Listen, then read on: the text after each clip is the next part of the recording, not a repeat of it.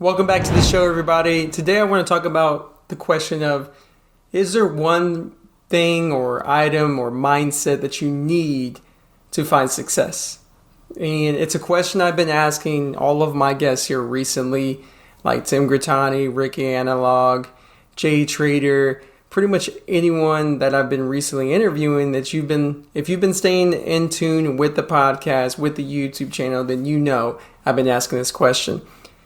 And I'm trying to find, I think I already know the answer. And just through my own experience, through my own trading, I've learned that there really isn't just one thing, but there is a lot of many little events that need to happen to really get you on the right path. Now, for me, I could just share from my experience and for some of the answers that I've been learning from all of these interviews. The first one is risk management. Now, this is like beating a dead horse. We all know risk management is important. It's something that will keep us in the game, but staying in the game is so important. I mean, you have traders who I've interviewed who've blown up 2, 3, 4 accounts. I myself have blown up multiple accounts. I know other traders who only blew up 1 account. But they all mentioned that it was important for that to happen because then they understood how to apply risk management, or they understood the importance of it. If you've blown up accounts, you know how important it is to have risk management. But risk management isn't just, here's the dollar amount that I want to risk and just know that number. It's a lot of things. It's having a proper stop loss, right? Using hard stops. I mean, I've heard this over and over. A lot of my recent guests really like the idea of having hard stops. Ever since I've implemented hard stops, it's helped me tremendously stay in the game and be profitable. The other thing is having a max daily loss seems to be something that's very common. And I have a max daily loss. I don't want to lose more than I make usually in a day. I don't want to lose that. Or I also have a rule of if I trade and lose on a ticker, I'm only allowed one more time. So 2 total trades on 1 ticker. So the second one, I better be very picky, right? And if I'm wrong, then I'm usually going to be wrong. And usually if I'm wrong on the first one, I don't want to jump in right away because it's usually a tell sign that I am wrong. And so I like to wait either another hour or 2 hours or in the day and then reassess. Another technique to risk management is walking away. When I am in a bad mindset, this week, I actually missed a trade due to my broker because there were some issues. I don't want to get into that, but it made me frustrated. And I need to take responsibility for that because I took trades that out of frustration and ended up having a red day this week, which is 1 day out of the week. But it was all my fault, right? And that gets into another thing of responsibility. Not putting blame on others. Not putting blame of, oh my God, someone's looking for my stop. Or, oh my God, I shouldn't have followed that tweet. Or that news came out of nowhere, making excuses. Yes, news does happen. Yes, black swan events can happen. But take responsibility. That's something that's common between all of the traders I've interviewed, including myself whenever I've grown, is responsibility is huge. So taking responsibility of your losses, even when you have proper risk management. The other thing that's really helped me in risk management is what I've noticed in other traders is they don't just pick an arbitrary number, right? They already predetermine, maybe weeks in advance, what they're willing to lose per trade that makes them comfortable. And then they determine a spot first where they want to risk before they enter the trade. In other words, they want to know where they're going to be, where's the area they're going to get out if they're wrong. And it's usually at a technical level. As a matter of fact, I haven't met one where it's not. I mean, there is one trader out there who is a little bit more discretionary, and that's, that works for them. But for me and a lot of other traders that I've interviewed, it's more of a technical base. And then they stick to that plan, right? They use hard stops so that way they can stick to that plan. Now, taking profits, it seems like everyone takes profits in tons of different ways.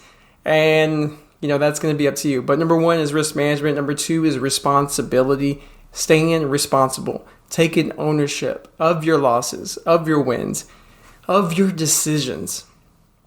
Being responsible was really hard for me because I would find myself making excuses on why I lost.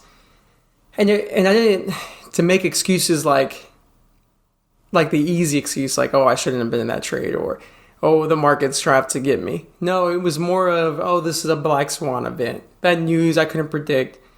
And I would be okay with a loss because that stuck to my plan, but I wouldn't fully accept that, hey, man, I'm responsible for that no matter what. And that helped me a lot because then I could forgive myself next, right? So it seems like most of the traders I interview, they're able to take losses. And that's huge. You're able to take a loss. Able to say, I made a mistake, or I didn't make a mistake. I took a loss. That's part of the game. And you just got to know that over a span of 100 trades, you will be successful. And that risk management, going back to number one, is so important because you want to stay in the game. Because if I would have just blown up all of my money, right, then I wouldn't be here today and I wouldn't be profitable and I wouldn't be consistent. And that gave me time. And it's taken me a lot longer than most. And maybe to some, it's taken me quicker than most, right? It's all relative. It's all perspective. And that comes to the next topic of comparing yourself to others. I talk about this extensively on different interviews, on different solo interviews, solo podcasts that I've done.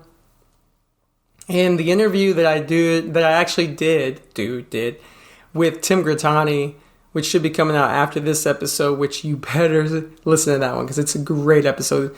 It's one of my favorites. He actually brings up how he was affected and comparing himself to others too. And that's why he's kind of MIA for sometimes. So it's important to not compare yourself, to make sure you stay kind of like in blinders. And it was good to hear that from him because sometimes I feel rude that I want to be on my own, trade on my own, not talk to anybody until after the fact.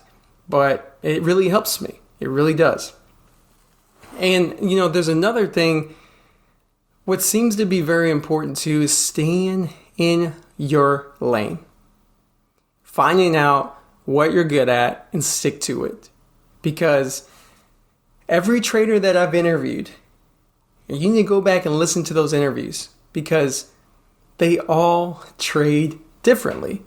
And yes, there's some who trade the same ticker together and they're buddies and they do well together. But if you really go into their trades, you'll see they're still different traders. They still trade differently. They have different entries, different exits. And the key is to find what you're comfortable with. And the other part of that is it shows you should see that there are thousands of ways to make money in the market. So ignore people's opinions, come up with your own plan, right? So find out what you're comfortable with. And you'll know over time, like say you made 50 trades, keeping track, because you have to keep track, right? And then you can look and see, oh, these are the ones I'm profitable on. These are the ones I'm not. These are the ones I'm profitable on and comfortable, because you'll get a feeling like, oh, I feel good in this trade. And then you'll be in trades that you're profitable on, but you still feel uneasy. Maybe those aren't for you. You want to be able to find trades that you're just like, I know this trade. I like this. I feel good about this. That might be your niche. That's what you need to find. So every trader has their own niche, and every trader does experiment and they step out and they get whacked. And I've gotten whacked. You've heard me talk about it. But the ones who step out and then grow are the ones who step out small, like real small. And they might even just step out and watch those trades. And only one new setup, and they just track it over time. And then they maybe trade it over time. And then they increase it. And then they add it. Just because you're trading well, and this is for me to hear, just because I'm trading well doesn't mean I can trade well right away on another setup. It just doesn't make sense. You got to build that comfort. And I'm giving a lot of information here but it's important, and that's tracking your setup so that way you do know what your lane is, what your niche is. And I think another important topic, which has really helped me, is work with yourself. Understand to forgive yourself and to move forward. Don't let yesterday's trades affect you. Don't let, last month, last year's P&L stay here. Forgive yourself. You're going to make mistakes. If there's one thing I've learned with all the traders, even today, I message, the good thing is I talk to these traders even after I interview them because they're great guys, great ladies, and they are friendly. And I built relationships with all of them, and I've noticed that they all lose and they all make mistakes. It's because we're people, we're human beings. So forgive yourself. If you can't forgive yourself, you're not going to grow because you're going to constantly make mistakes. And a key thing that I've learned is picture this. Let's say you're a level 1 trader. That means you're risking $50 per trade, okay? Just bear with me. And you're dealing with psychological issues. You're dealing with, sticking to your plan, having a plan, and having your niche, and you're trying to find consistency. And then you find all of that. And then you get to level 2. Now you're risking $100 per trade. Well, I'm going to tell you, all of those problems come up with you, and they're to the power of 2. So now you get to deal with that. And then when you get to level 10, when you're risking $2,000 per trade, now all those same issues are still there. And you're going to have to, learn how to deal with them at a power of 10. So they're going to be extreme, right? They're going to be more in your face. And so this is a challenge that every trader deals with constantly. Everyone deals with it, no matter how good you are. So learning to forgive yourself is important because you're going to take losses no matter where you are in your trader career. You're going to make mistakes. You're going to break rules. You may break rules every day. Hopefully you don't. But every week, every month. Even the traders that I interview, every single one of them, they are breaking their own rules. But what they do very well is they forgive themselves right away. They don't let those rules compile like breaking multiple. And they move forward. They start over. 0-0. Every trade's a new day. Every trade's back to 0. So this is what I've noticed has helped me with trading, and what I've noticed has helped them and all of the people I've interviewed. But I'm hoping that this is going to help you, because this is a hard game and it's not easy. And I know what it feels like to blow up. I know what it feels like to think you can't do it and know that this is for you at the same time and love it. And I know what it is to find your success and then be in that roller coaster, right? And I also know, that it's difficult and it's not easy. And I also had the mindset back in the day where I thought it was so easy, but it's not. And believe in yourself is difficult. So trust that you can do this, but also forgive yourself for your past. Because I promise you this, even if you're consistently a loser, go back. Please go back and watch all of those trades, look at all of them. And I promise you, you may find profitability in just doing that because you'll see what you're not good at and you need to avoid all of that crap.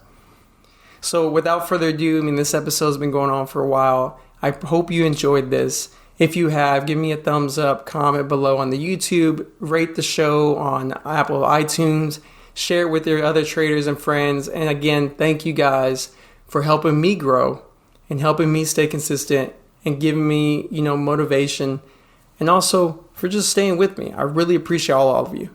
Take care.